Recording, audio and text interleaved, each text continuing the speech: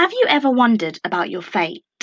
Where will you end up, and who will you end up with? What are we predestined to do? Predestination is the view that God has already determined the course our life will take. Basically, God already decided when we die before we were even born. Many world religions agree with this doctrine of predestination, but for revision purposes, our focus will be on a Christian outlook, more specifically on the works of St. Augustine of Hippo and John Calvin.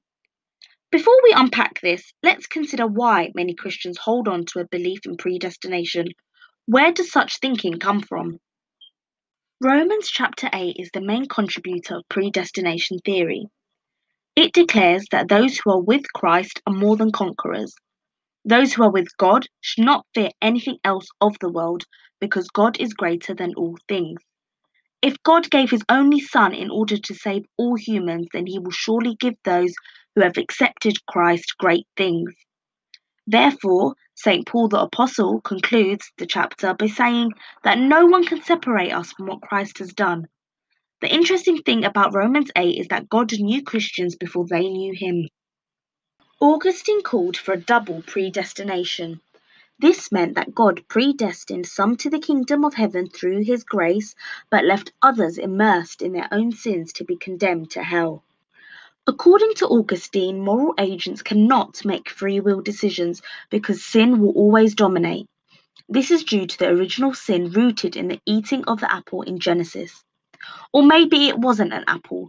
Who knows? The outcome of this original sin is that sin became a radical defect of all human characters. It is a defect that Adam and Eve acquired as a result of committing the original sin, and according to Augustine, was a wounding of their original perfect human nature. Now, let's fast forward. 11 centuries on from Augustine's predestination theory, Calvin presented his.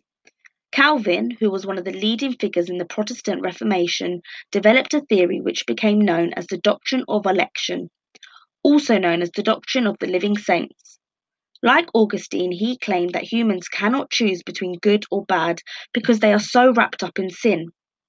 Using the teachings of Romans, Calvin claimed there was already an elect of us destined to go to heaven. Since God is transcendent, meaning beyond our knowledge, we will never know what group we belong to. Thus, according to Calvin, we should focus our attention on good deeds and work in the physical world. The inquisitiveness of believers is the very reason why predestination is a theory in its own right. It inspires wonder and reverence for those who believe, and this is perhaps God's goal. So, there you have it.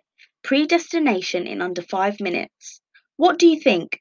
Is it reasonable to argue that someone who is morally bad throughout their life will still be sent to heaven because God predestined this? Let me know your thoughts. Thank you for watching.